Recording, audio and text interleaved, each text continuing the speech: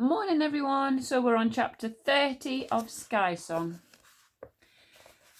As Eska approached two glistening columns of ice, she turned briefly to catch a last look at her friends, but what she saw made her insides roil. A shattered iceberg, water pulsing red and one fur mitten floating on the surface. Balapan screeched from her shoulder and surged into the sky, circling the crimson water again and again. Eska stood up, the horror drumming her bones, the anthem swirling in her ears, but when Balapan landed at her feet with her head bowed, she threw back her head. No! The wail was a whisper, she knew it would be, then suddenly the anthem cut to silence and, though Eska's mouth was still open and her throat still hummed, the words stopped. Just like that, Eska's eyes widened and she scrabbled at her throat, then she swallowed hard and made to cry out again, but this time no sound left her body. Not even a whisper, and the reality of the situation dawned on her. Flint and Blue were gone, and the Ice Queen had stolen her voice. Eska fell to her knees and wept. She had failed her friends, had failed her parents, and now she had failed Erkenwald. Balapan wrapped her rings around her, but she couldn't stop the tears. The Ice Queen had her voice, and how long would it be before she used it to call the rest of the fur and feather tribes under her command and tear down the sky gods? Eska sobbed silently for Flint and Blue. There was nothing left worth fighting for now. The iceberg carrying the girl and the eagle drifted slowly on. Eska clutched at her throat and tried to find that hope she'd felt before, but it was gone. Almost as if Flint and Blue had taken it to the depths of the sea with them, and when she did finally look up, she saw that she was inside a tunnel carved from blue ice. It curved over her head like a ceiling of turquoise jewels, and it was only then that Eska realized how far she must have floated. She glided out of the tunnel, and as she glanced down, something caught her eye. Black and white shapes speeding beneath the water, sleek bullets with blunt heads. Orcas, Eska thought. A pod of these whales were nudging her and Balapan's iceberg forward, and though to Eska it seemed that her fight was over, it appeared the Wild had a different opinion. And because of her unshakable bond with Erkenwald's animals, Eska looked ahead one more time, despite the grief that rocked inside her, to the last of the groaning splinters. The final iceberg was a curve of white, and it reared out of the sea like a slice of the moon. The orcas pushed Urka and Balapan on into a bay in front of it, and then all but one of the whales vanished into the deep. The remaining orca surfaced, and Eska held her breath at the sight of something so huge and fierce and wild. She looked into the whale's eye and felt a memory hover close. A woman with long red hair was rocking her back and forth while singing a lullaby about orcas and eagles. The memory slipped away, and another surfaced. She was running now hand in hand with her mother along the beach, and they were laughing. More memories of Blackfina flooded in, paddling a kayak beneath the stars, roasting fish inside an igloo, diving into summer waves.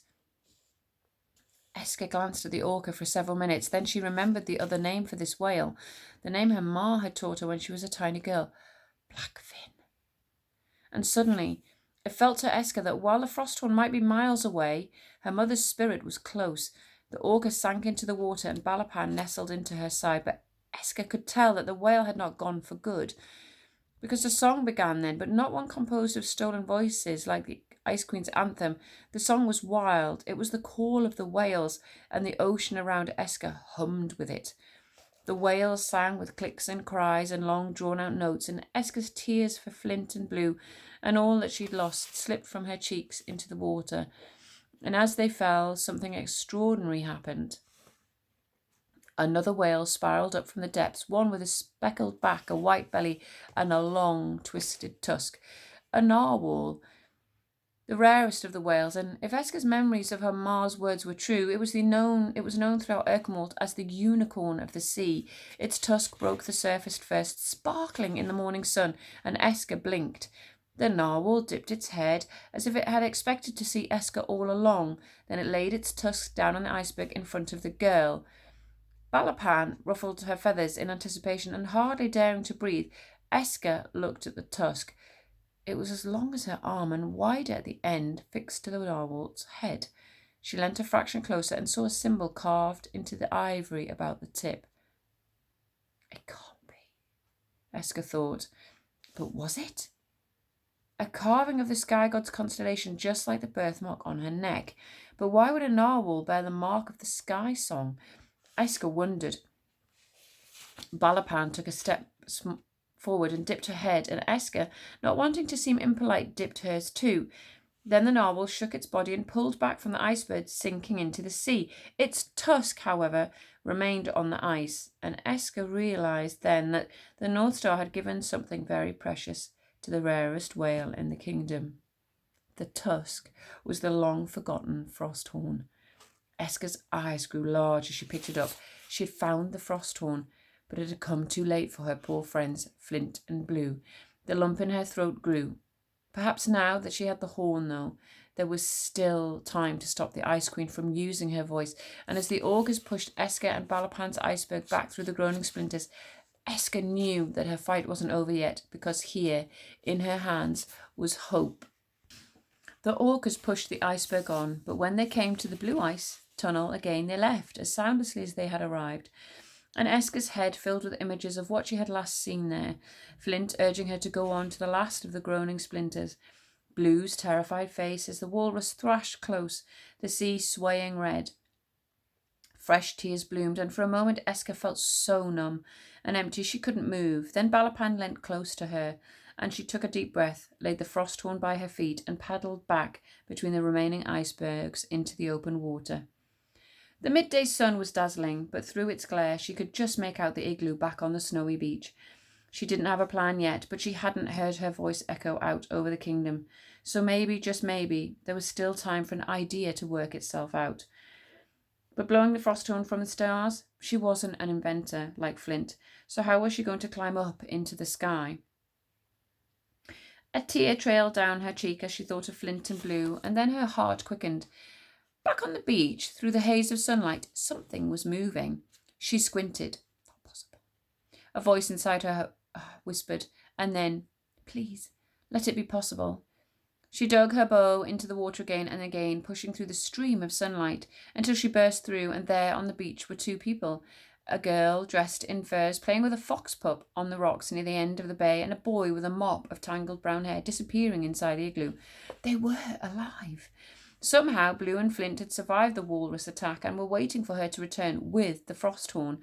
Esker flung up her arms to get their attention. Then, out of the corner of her eye, she saw something else. A skin boat was rounding the headland into the bay, a tusk guard at the helm, and it was just a few metres from the rocks where Blue was cuddling Pebble. Esker opened her mouth to shout out, suddenly forgetting her voice had been stolen, and when no sound came, she threw up her hands, but Blue was facing the wrong way. She couldn't see Esker or the tusk guard approaching. Mind whirring, Esker seized the frosthorn and blew as hard as she could, but nothing happened. Would the horn only sound if blown from the stars? Balapan pecked at her furs. Stay low, the eagle was saying. Stay hidden, don't do anything that might draw attention. Esker steered behind a solitary iceberg, then she peeped round to scan the beach for Flint. He was inside the igloo still, and as the tusk guard silently pulled up his boat and edged it over the rocks towards Blue, Esker's body stiffened with fear. She was defenceless, no match for the guard and the weapons she saw glinting in his boat. She made to move, anything to try and warn Blue, but then she realised that if the guard saw her too, he'd raise the alarm and there could be more tusk guards further up the coast. They'd take them both, they'd destroy the frosthorn, and there'd be no hope of beating the Ice Queen. Esker watched in horror as Pebble launched himself at the tusk guard to try and protect Blue, but he was booted into the snow as the guard clamped a hand over Blue's mouth. Pebble struggled up and ran at the guard again, but the man simply seized the fox pup by the snout and dragged both him and Blue towards his skin boat before binding and gagging him. The guard began to row back around the headland, not thinking to check inside the igloo, and though Balapan was pressing all her weight against Esker, trying to hold her back, Esker couldn't just watch as Blue and Pebble were led away. She steered the iceberg into the open and stood up, shouting empty words and waving her hands. Blue's eyes met hers, wide and scared, but the tusk guard was facing the other way, rowing hard along the coast in the direction of the Ice Queen's palace. Confident now that the guard hadn't seen Esker, Balapan soared into the sky after the boat. The eagle shrieked as she approached the headland, and at the sound Flint rushed out of the igloo. He saw Esker floating towards him and he threw up his hands and cheered. Then he glanced across the beach to where Blue had been playing. He started forward, suddenly realising that his little sister had gone. Then his face paled as he took in the eagle bulleting after the tail of a skin boat gliding round the headland. No! Flint screamed. Not Blue and Pebble! But the Tusk God didn't swing his boat round. He didn't even hear the boy's cry because it was lost in the shrieks of the kittiwakes and the wind. The boat disappeared out of sight and Flint tore across the beach, shouting his sister's name again and again. Esker didn't wait for the iceberg to grind ashore. She leapt into the shallows, then raced over the snow after her friend. Flint whirled round. Why didn't you warn me? He clambered onto the rocks that closed the beach into a bay and, ducking low, peered over the top. Esker grabbed him by the arm. They skidded down into the snow. Then she looked into his eyes, and in the silence that she followed, she willed her friend to understand. Flint gasped. The ice queen has stolen your voice? And then he struggled against Esker's hold. We have to go after them. Blue's in danger. Esker tightened her grip. She knew they wouldn't win this way. They had to stay hidden, because blowing the frost horn from the stars was the only way to put an end to the Ice Queen and rescue Blue. Flint brushed his tears away as he listened to the faraway cry of the eagle. Balapan. She'll bring Blue and Pebble back, won't she? Esker nodded. Flint spoke quickly, his thoughts a tangle of panic and pain. If Balapan fails, Blue will be made a prisoner like Ma, so the Ice Queen won't harm her immediately. Not until the midnight sun rises tomorrow. We'll still have time. The words were spoken as facts, but Flint's voice was wavering. If Balapan returns without Blue, she'll be okay until we go for her with weapons and a plan, right? He glanced at Esker's, then his shoulders slumped. But if the Ice Queen already has your voice, that means she can use it at any time. We're too late. Esker looked at her feet. I should go after Blue now, Flint cried, kicking the rocks. What better plan are we going to come up with? Esker held him fast. I should never have left her outside on the beach. Tears sprang into Flint's eyes again, but this time he didn't wipe them away.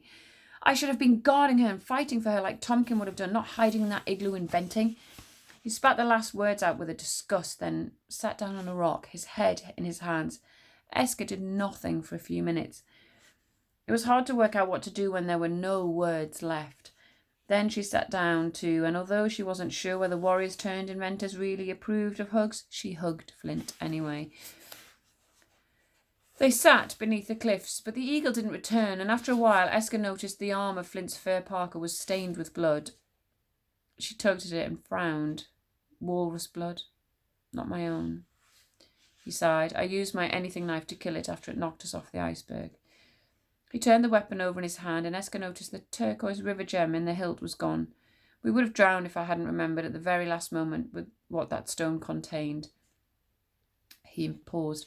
I infused it with a wisp of the south wind, and when I smashed it open and grabbed hold of a loose piece of ice with Blue, the wind blew us safely back to shore. Esker smiled, a smile that was full of pride and respect for her friend. But I'm done with inventing now, Flint muttered. It only ever brings trouble. There was a squawk from the sky, and Balapan glided into the bay and landed in a tumble of bloody feathers by their feet. Esker rushed forward and held the bird tight. Her wounds were not serious once the eagle preened herself. Most of the blood would vanish, but there was no sign of Blue or Pebble. Flint hung his head. My little sister, this is my fault. Esker stood up and strode towards the igloo because Flint might be done with inventing, but she knew that his ideas were the only thing powerful enough to take her to the stars. It won't work, Flint stammered. I was mad to think it would. He clambered back up on the rocks and scoured the coast for his sister, but she was long gone. We should go after Blue. Esker carried on walking with Balapan flying alongside her and the long white tusk raised in her hand. It shone like a slither of moonlight. It was impossible not to feel its magic, and at the sight of it, Flint gasped. You found the legendary frost horn? He hurried after Esker. But just because you have it doesn't mean my invention will work. It's useless. Esker ignored him and broke into a run. Then Flint was running too, back towards the igloo. Esker disappeared inside, her heart thumping at what Flint might have made, but what she saw was not what she'd been inspecting. Arrows fletched with snow goose feathers to replace the quiverful she'd lost in the walrus attack. Esker tried to smile. She was grateful, of course, but now how were the arrows going to take her and Flint to the stars? I was just using the leftover snow goose feathers to make you some more arrows. Flint looked at his feet. The invention is behind the igloo. It's too big to fit inside. Esker hurried outside where Balapan was waiting for her, and there, tucked behind the snow house, looking more glorious than she could ever have imagined, was Flint's latest invention. A vehicle, carved entirely out of driftwood. It balanced on 3 wheels, 1 at the front, 2 behind, and in the hollow scoop of the body there were 2 seats and a small lever in front. The most splendid of all were the wings mounted on wooden rods above the vehicle. Giant white wings made from the hundreds of snow goose feathers Flint had gathered in the lost chambers. Esker blinked. How could Flint have done all of this since the walrus attack that morning? As if he could have sensed her thoughts, Flint said, I worked through the night to get it done. Esker's baffled heart shone because here was a friend who, like Balapan, would never let her down. And as she looked upon Flint's marvellous creation, she felt a stream of memories flood back of someone else whose loyalty and love blazed just as brightly as this. Her pa, Wolftooth, a large man with blue eyes and a gentle face, carrying her on his shoulders when she was very little, wrapping her in an eider duck throw before a campfire, lifting her across the river's fastest currents.